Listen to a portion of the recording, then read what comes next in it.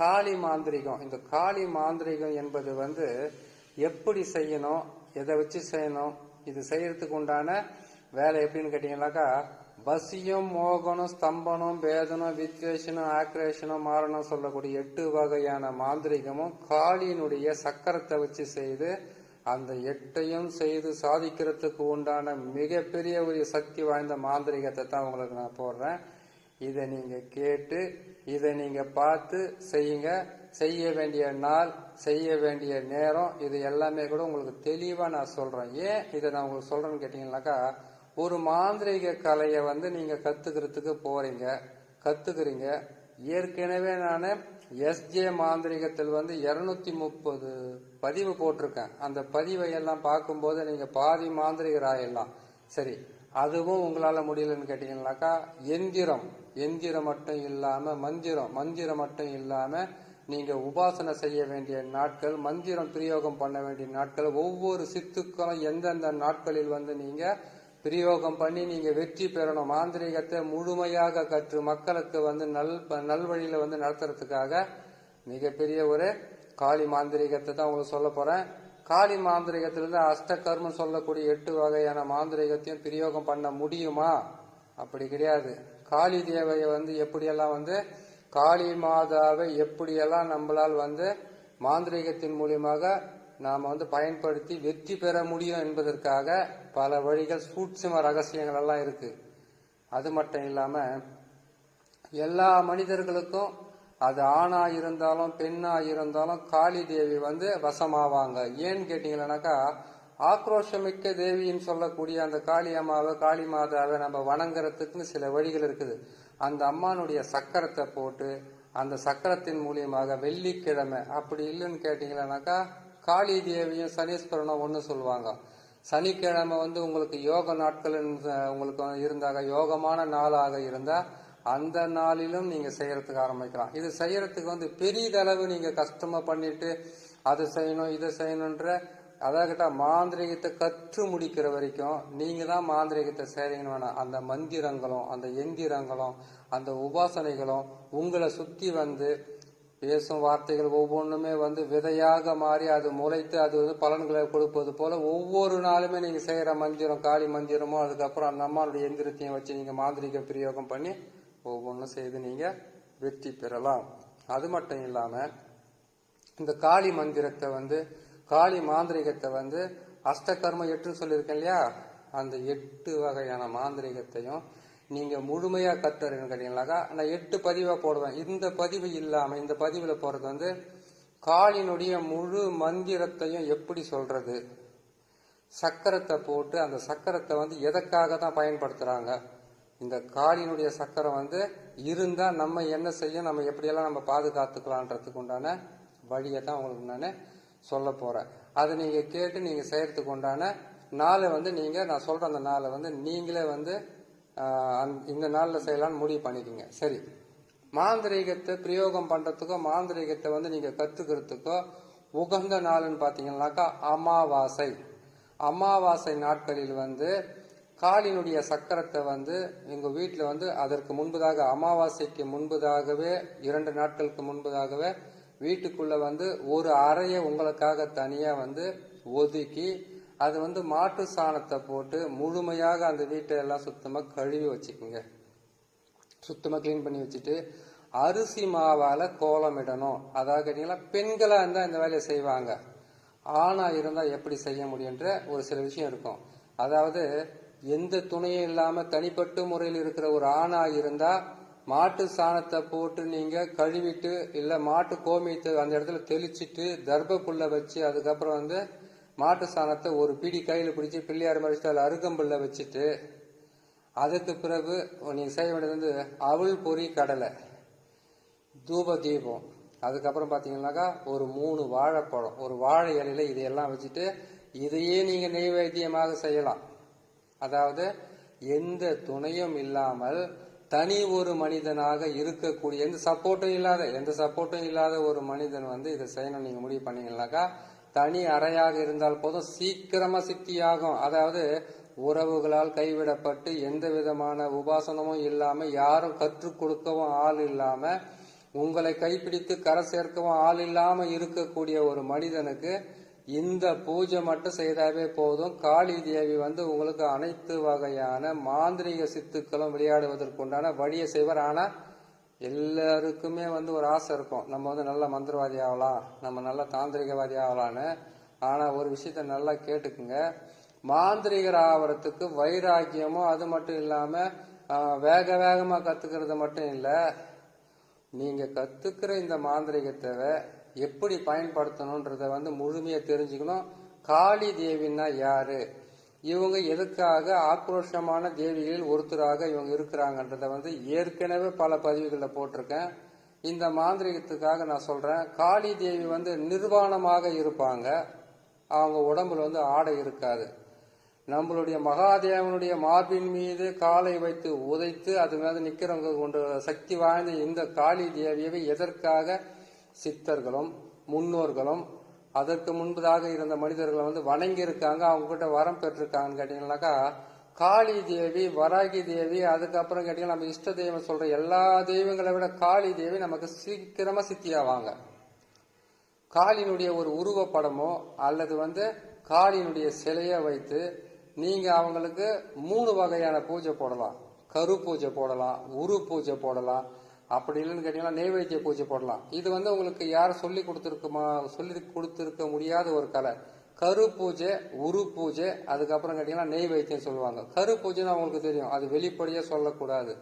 ஏன்னு கேட்டீங்கன்னாக்கா, கரு என்பது வந்து ஒரு உயிரை பலியாக கொடுத்து, பலின்னு சொல்லக்கூடாது, அது வந்து சில விஷயங்கள் இருக்குது. அந்த உயிரை பலி கொடுத்து அதன் மூலியமாக வந்து கருவை வந்து மையாக மாத்தின ஒரு ரகசியமான விஷயமா இருக்குது. உரு என்பது வந்து மந்திரத்துங்களை லட்சக்கணக்கில் உரு போட்டு அதுக்கப்புறம் அந்த தேவியை நமக்கு சித்தி செய்துக்கிறது.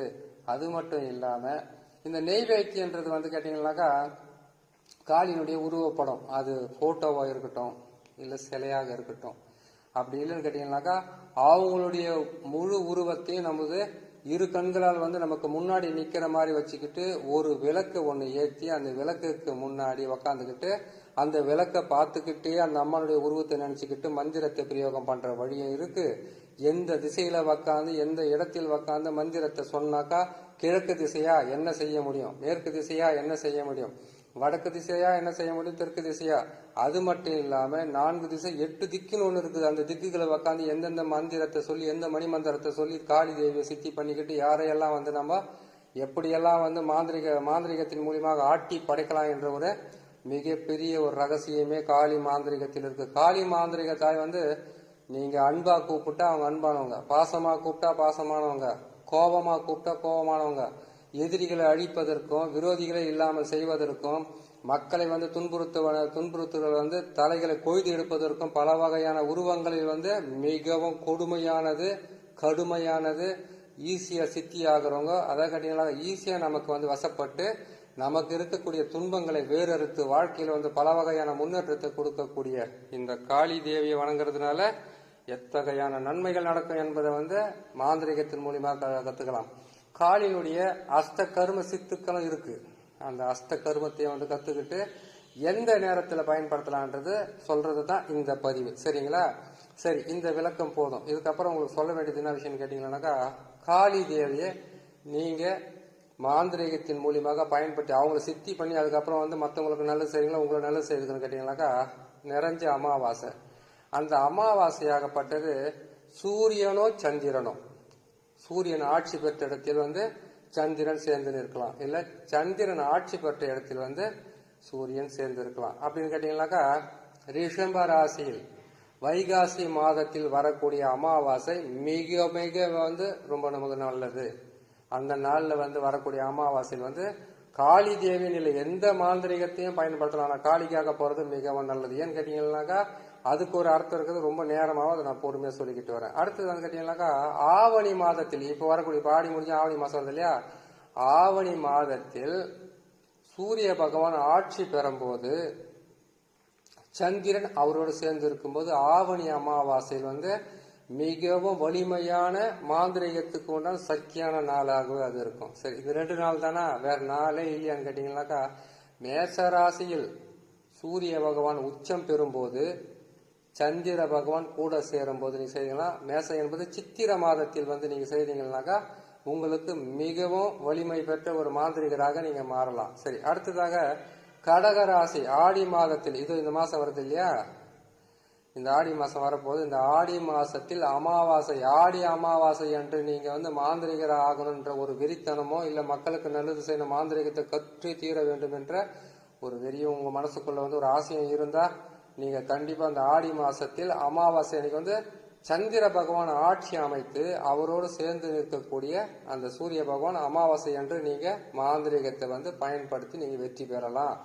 அன்னைக்கு நீங்க மாந்திரிகத்தை தான். சரி, இந்த நாள் மட்டும்தானா, வேற நாளெல்லாம் செய்யவே கூடாதா மாந்திரிகத்தனாக்கா?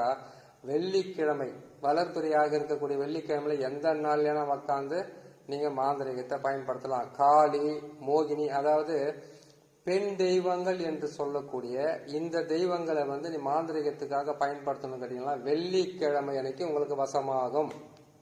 சரி, வெள்ளிக்கிழமை செய்யலாம். அதுக்கு அடுத்ததாக பௌர்ணமியே வசமாகும். சூரியனை சந்திரன் பார்க்க, சந்திரனை சூரியன் பார்க்க, பௌர்ணமியும் இதுக்கு வசமாகும். சரி, இது எல்லாம் தான், இது மட்டும் தானே? வேற என்னக்கா, அஷ்டமி திதி இருக்கு பாத்தீங்களா, அந்த நாளில் மிகப்பெரிய மாந்திரிகராகலாம் செய்யறதுக்கு ஆரம்பிச்சாங்க. அஷ்டமியில மாலை நேரத்துல செய்யணும், காலையில செய்யக்கூடாது. இதெல்லாம் ஒரு மாந்திரிகராக இருக்கக்கூடியவர்களும் மாந்திரிகளாக மாறக்கூடியவங்களுக்கு நீங்க தெரிஞ்சுக்க வேண்டிய ஒரு விஷயம். சரி, ரொம்ப நேரம் பேசியாச்சு, இதுக்கப்புறம் சொல்ல வேண்டிய விஷயத்தை உங்களுக்கு சொல்லி கொடுத்துலாம். காளியினுடைய சக்கரத்தை போறேன். இந்த சக்கரத்தை முடிஞ்சா ஒரு தகுடால வரைஞ்சி வச்சுக்கிட்டு அதை உங்க மடி மேல வச்சுக்கிட்டு, அப்படி இல்லைன்னு கேட்டீங்கன்னா எதிர்க்க முகத்துல பாக்குற மாதிரி வச்சுக்கிட்டு, அப்படி இல்லைன்னு கேட்டீங்கன்னாக்கா நீங்க அந்த எந்திரத்தை உங்களுடைய அதை மடி மேல சொல்லிக்கலாம், மடி மேல வச்சுக்கீங்க, எதிர்க்க வச்சுக்கீங்க. அப்படின்னு கேட்டாக்கா கீழே சக்கரை மாதிரி போட்டு அதை பார்த்துக்கிட்டே தான் நீங்க காளியினுடைய மந்திரத்தை சொல்ல வேண்டியது இருக்கு. அப்படி சொன்னீங்கன்னாக்கா உங்களுக்கு சீக்கிரமா சித்தி ஆகும். ஒண்ணு, அந்த சக்கரத்தை இதில் நான் போட்டு காட்டுறேன், அதை நீங்க பார்த்துருந்தீங்க. அடுத்ததாக காளியினுடைய மந்திரம்னு ஒன்று இருக்குது. அஷ்ட கர்மத்தையும் அந்த அம்மா கிட்ட எப்படி நம்ம வரமாக வாங்குறதுன்ற சில மந்திரம் இருக்குது. அந்த மந்திரத்தையும் நான் உங்களுக்கு போடுறேன். அந்த மந்திரத்தையும் நீங்க பார்த்து அந்த மந்திரத்தை பிரயோகம் பண்ணும்போது முதல்ல கேட்டீங்கன்னாக்கா மாந்திரிகத்தை நீங்க பிரயோகம் பண்ற திசையை முதல்ல பார்த்துக்குங்க. அதாவது கிழக்கு முகமாக சூரியன் உதைக்கிறதுக்கு முன்னாடி அதிகாலையில நீ உங்களுக்காக ஒரு இடத்த ஒண்ணு ஒதுக்க சொல்லியிருக்கோம் இல்லையா, ஒரு சின்னதா ஒரு குடிசையா இருந்தாலும் பரவாயில்ல, இல்ல எனக்கு அந்த குடிசை கூட எனக்கு பிடிக்கல, நான் வெளியில இருக்கிறேங்க, நான் மலையில இருக்கிறேன், நான் கேட்டீங்கன்னா வீட்டை விட்டு வெளியில் போயிருக்கிறேன்னு கேட்டீங்கன்னாக்கா அது கூட வேணாம். உங்களுக்கு கிழக்கு திசையை பார்த்து அதிகாலையில் குறைஞ்சது பாத்தீங்கன்னாக்கா 4:30 6 பிரம்ம முகூர்த்தம் சொல்லுவாங்க. இல்ல 3 இருந்து 4:30 வரைக்கும் வரும், 3 இருந்து 4:30 வரைக்கும் வரும், 5 வரைக்கும் கூட வரும்.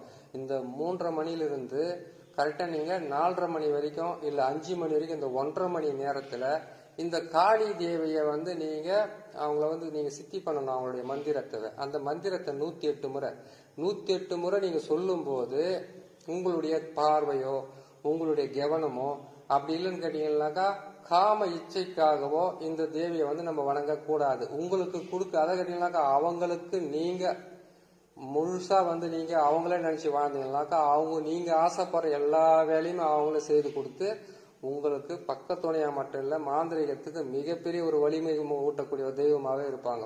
அந்த காளி தேவியுடைய மந்திரத்தையும் உங்களுக்கு நான் போடுறேன். அந்த மந்திரத்தை நீங்க பொறுமையாக பார்த்து அதை நீங்க அந்த மந்திரத்தை பிரயோகம் பண்ணும் போது மிகவும் கேட்டீங்கன்னா தீட்டு இல்லாம இருக்கணும்.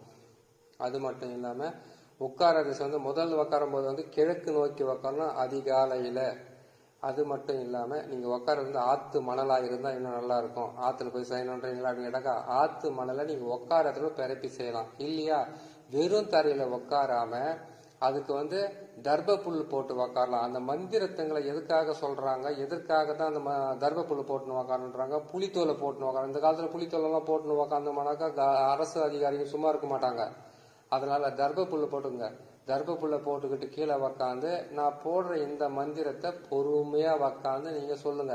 மாந்திரீகம் கத்துக்கிற வரைக்கும் பொறுமை வேணும். மாந்திரீகத்தை கற்று முடித்ததுக்கு அப்புறம் பிரயோகம் பண்ணும் போது முதலில் தெய்வ நம்பிக்கையும் அது மட்டும் இல்லாம அஷ்ட கர்மத்தையும் நமக்கு முன்னாடியே கற்றறிந்து மக்களுக்கு நன்மையை செய்த சித்தர்களுடைய வழிபாடுன்றது கண்டிப்பா வேணும். ஏன்னு கேட்டீங்கன்னாக்கா நான் உங்களுக்கு ஆரம்பத்திலே சொன்ன மாதிரி ஒரு சாணத்தை எடுத்து பிள்ளையாராக பிடிச்சு வச்சு நீங்க அதுக்கு அருகம்புல் வச்சு நான் சொன்ன மாதிரி இந்த அவள் பொறி கடலை ஊத பத்தி சூடம் அதுக்கப்புறம் கேட்டீங்களானாக்கா அந்த பொரிக்கடலாம் சொல்லி அது வாழைப்பழம் சில முக்கணிகளை வாங்கிட்டு வந்து அந்த வாழை இலையில வச்சுட்டு இதுவே உங்களால் முடியாதவங்க அதை செய்யுங்க. முடிகிறவங்க நல்லா என்ன பண்ணுங்க, காளி தேவிக்கு உண்டான உணவு அவங்களுக்கு மது மாமிசம் சுருட்டு இது எல்லாமே அவங்களுக்கு பிடிக்கும். அது எல்லாம் வச்சுட்டு நீங்க ஒரு விளக்க ஒன்று ஏற்றி அந்த விளக்குல வந்து அந்த விளக்கினுடைய ஒளியை பார்த்துக்கிட்டு அந்த விளக்கினுடைய ஒளியிலே வந்து நான் போடுற இந்த சக்கரத்தை நான் போடக்கூடிய சக்கரத்தை வந்து ஒரு வரைஞ்சி அதை நீங்க வந்து ஒரு தகுடாலும் வரையலாம், இல்லைன்னு கேட்டீங்கன்னா ஒரு பேப்பர் எடுத்து வரையலாம். இல்லை இந்த சக்கரத்தை வந்து நீங்க உங்களுக்கு படமாக கிடைச்சோட அதை வாங்கிட்டு கொண்டு போய் வச்சுட்டு அதை பார்த்துக்கிட்டு மந்திரத்தை சொல்லி நீங்க கத்துக்கிட்டு வாங்க. இது வந்து அடிப்படை என்பதனால் இதை மட்டும் நீங்க செய்துக்கிட்டு வந்தீங்கன்னா போதும். அதற்கு பிறகு நீங்க எப்படி உக்காரணும், எதை செய்யணும், எந்தெந்த மந்திரத்தை வந்து அஷ்ட கர்மத்தில் 8 இருக்கிறத வந்து 8 பதிவா போறாங்க. 8 பதிவை நீங்க கத்துக்கிட்டாவே போதுமானது. உங்களுக்கு என்ன வயசு. சரி, பெண்ணாக இருந்தீங்கன்னாக்கா காளியை வந்து வசமாவாங்களா, காளி தேவியை வந்து எப்படி நான் வழிபடுறது அப்படின்னு கேட்டீங்கன்னாக்கா, பெண்ணாக இருந்தால் மாதவிடை ஆகி 7 நாளைக்கு அப்புறம் தான் வந்து நீங்க இந்த காளி தேவியை வணங்கணும். ஏன்னு கேட்டீங்கன்னாக்கா, உதிரத்தை உண்ணுபவளாக தான் அந்த உதிரத்தை வந்து இந்த பூமியில் உள்ள மக்களுக்கு தன்னுடைய உதிரத்தையும் கொடுத்து காப்பாற்றுற தேவியும் அவங்க தான். ஏன்னு கேட்டீங்கன்னாக்கா, காளி தேவியை நீங்க வணங்கும் போது மாதவிடை ஆனதுக்கு அப்புறம் 7 நாளுக்கு அப்புறம் தான் தாயை வந்து நீங்க வணங்கி அதுக்கப்புறம் அவங்க கிட்ட வரம் பெறணும். நீங்க செய்யற எல்லாமே பலிதமாகும். மாதவிடை நேரத்துல வந்து வணங்காதீங்க. அப்படி வணங்கினீங்கன்னாக்கா பல வகையில பிரச்சனைகளும் குடும்பத்துல வந்து பல வகையான தொல்லையும் கொடுக்கறதுக்கு ஆரம்பிச்சிடும். சரி, மாதவிடையே ஆகாத சில பெண்கள் இருப்பாங்க இல்லையா, அந்த பெண்களாக இருந்தா இந்த காளி தேவி மட்டும் இல்ல, பல வகையான இஷ்ட தெய்வங்களோ மாந்திரிகத்துக்கு உண்டான காளி, வராகி, பல அம்மன்கள் இருக்கிறாங்க, பல தேவதைகள் இருக்கிறாங்க, பல தேவதைகள் எல்லா தேவியும் சித்தாவாங்க. அவங்களுக்கு அந்த மாதவிடை ஆகாத பெண்களுக்கு மாதவிடை அவர்கள் இருந்தாங்கன்னாக்கா ஆகிற நாள் ஞாபகத்தில் வச்சுக்கோங்க. அதிலிருந்து 7 நாள் தவிர்த்து அதற்கு பிறகு நீங்க மாந்திரிக மந்திரங்களை வந்து பிரயோகம் பண்ணுங்க. உங்களுக்கு ரொம்ப நல்லதே நடக்கும். பெண்களாக இருந்தாலும் ஆண்களாக இருந்தாலும் மாந்திரிகத்தை பிரயோகம் பண்ணணும் நீங்க முடிவு பண்ணிட்டீங்கன்னா, மாந்திரிகத்தை கத்துக்கணும் நீங்க முடிவு பண்ணிட்டீங்கன்னாக்கா, நீங்க செய்ய வேண்டியது முக்கியமான விஷயம் என்னன்னு கேட்டீங்கன்னாக்கா, அதிகாலை, வெள்ளிக்கிழமை, பௌர்ணமி, நான் சொன்ன நாட்கள் இது எல்லாமே பயன்படுத்துங்க. முதல்ல இதுக்கெல்லாம் தயாராகிடுங்க. ஒரு இடத்த ஒன்று நீங்க ஒரு முடிவு பண்ணி இந்த இடத்துல தான் மாந்திரிகத்தை செய்வோம்னு சொல்லிட்டு அந்த இடத்துல தர்பப்புல் வாங்கிட்டு வந்து வச்சுக்கோங்க. அதுக்கப்புறம் வசதி உள்ளவங்களாக்காண்டி இருந்தாக்கா நெய்வேத்தியன்றது நீங்க வந்து அதாவது கேட்டீங்கன்னா சைவத்திலையும் போடலாம், அசைவத்திலையும் போடலாம். அது உங்க விருப்பத்தை பொறுத்தது. ஏன்னு கேட்டீங்கன்னா, காளி தேவிக்கு வந்து இந்த உணவு தான் போடணும்னு கிடையாது. அவங்க உடம்பு மேல இருக்கக்கூடிய மண்டை ஓடுகளும் அது மட்டும் இல்லாம நம்மளுடைய ஆதிசிவனுடைய மார்பு மேலேயே வந்து தன்னுடைய பாதங்களால் மிதித்து கொண்டு இருக்கக்கூடிய அந்த ஆக்ரோஷ தேவியை வந்து நீங்க வணங்கி நீங்க அவங்க கிட்ட இருந்து எல்லாமே கத்துக்கணும்னு ஆசைப்பட்டீங்கன்னாக்கா அவங்களுக்கு நீங்க முதல்ல அடிமையாவுங்க. அவங்க உங்களுக்கு அடிமையாய் நீங்க ஆசைப்பட்ட எல்லா வகையான அஷ்ட கர்ம சித்துக்களையும் விளையாடுவதற்கு உண்டான வழியை உங்களுக்கு காட்டுறதுக்கு ஆரம்பிப்பாங்க. இதுதான் பதிவில் இருக்கக்கூடிய முக்கியமான விஷயமே. சரி, அந்த சக்கரத்தையும் போடுறேன். அதற்கு பிறகு வந்து அந்த தேவியுடைய மந்திரத்தை சொல்றேன். இந்த மந்திரத்தை வந்து 108 என்பது ஒரு நாள். இதை வந்து கேட்டீங்கன்னாக்கா 27 நாள் நீங்க மனப்பாடம் பண்ணாவே போதுமானது, சித்தியாக இந்த மந்திரம். இந்த மந்திரத்தை சொல்வதற்கு வந்து ஒரு நாளைக்கு வந்து 108 முறைன்றது கிழக்கு 108னா மேற்கு 108, வடக்கு 108, தெற்கு 108 சொல்லிட்டு அதுக்கப்புறம் 4 திசைக்கு அப்புறம் வந்து 8 திக்குன்னு ஒன்று இருக்கு இல்லையா, அந்த மற்ற இருக்கிற 4 திக்கை பத்தியும் அதை கிழக்கு மேற்குனாக்கா வடகிழக்கு, வடமேற்கு, தென்மேற்கு, தென்கிழக்குன்னு வருது இல்லையா, அந்த திசைகள்ல உக்காந்து மந்திரத்துங்களை சொல்லணும். தரையில உக்காந்து சொல்லக்கூடாது. எதிர்க்க வந்து விளக்கை ஏற்றணும். நல்லெண்ணெய் போட்டு விளக்கை ஏற்றிட்டு அந்த விளக்கை பார்த்துக்கிட்டே சொல்லணும். இல்லைன்னாக்கா அந்த விளக்கின்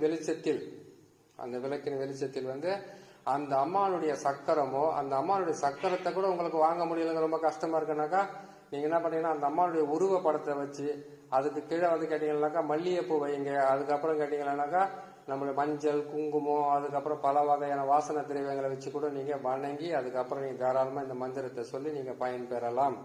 இதை பயன்பெறுவதற்கு முன்பதாக நீங்க செய்ய வேண்டியது ஒரு விஷயம்னாக்கா சுத்தம் தேவை. பெண்களாக இருந்தால் மாதவிடை நாட்களை கழித்து 7 நாட்களுக்கு பிறகு நீங்க ஆரம்பிக்கலாம். அதுக்கு இது ஸ்டார்ட் பண்ணிட்டோம்னாக்கா அப்புறம் எப்பதான் சாமி நான் இதை முடிக்கிறதுன்னு கேட்டீங்கன்னாக்கா கண்டிப்பா அந்த 7 நாளுக்கு அப்புறம் நீங்க வந்து ஆரம்பிச்சுக்குங்க. அந்த மாதவிடை வரத்துக்கு 2 நாளைக்கு முன்னாடி ஒதுக்கி வச்சுட்டு அதுக்கப்புறம் முடிஞ்சதுக்கு அப்புறம் நீங்க அதையவே செய்துக்கிட்டே வாங்க. மாதவிடை ஆகாதவங்களோ அது நின்று போனவங்களா இருந்தா கவலை இல்லை. அதே மாதிரி கேட்டீங்கன்னாக்கா தீட்டு என்பது சுத்தமாகவே ஆகாது. அதாவது என்ன தீட்டுனாக்கா ஆண் பெண் சேர்க்கை தீட்டு, ஒரு மரண தீட்டு, அதுக்கப்புறம் ஒரு பெண்ணு பெரிய மனுஷான தீட்டு, அதுக்கப்புறம் கேட்டீங்கன்னாக்கா ஒரு பெண்ணு குழந்தைய பெற்ற தீட்டு, சாவு தீட்டு. இந்த தீட்டெல்லாம் கொஞ்சம் ஒதுக்கி வச்சுட்டு இது கத்துக்கிற வரைக்கும் ஒரு பொறுமையா இருங்க. எல்லாமே எதையாச்சும் ஒன்று செய்துட்டு அதுக்கப்புறம் எனக்கு தேவி சித்தி ஆகல, மாந்திரிக பலித ஆகலன்னு சொல்லாதீங்க. நீண்ட நாட்களுக்கு அப்புறம் உங்களுக்கு இந்த பதிவை நான் போட்டிருக்கேன், கேளுங்க, பாருங்க, பயன்பெறுங்க, செய்து முடிங்க. எல்லாருக்குமே நல்லபடியா நடக்கட்டும் என்று சொல்லி இன்னும் ஒரு நல்ல பதிவில் உங்களை நான் சந்திக்கிறேன். இதில் போடக்கூடிய ஒவ்வொரு மந்திரங்களும் மிகவும் உயர்ந்த மந்திரங்கள். இந்த மந்திரத்தை கரெக்டா சொல்லுங்க. இந்த தேவி நான் சொன்ன மாதிரி சக்கரத்தை வச்சு நீங்க பயன்படுத்தி நீங்க எல்லாம் ஒரு நல்ல மந்திரவாதிகளாகுங்க.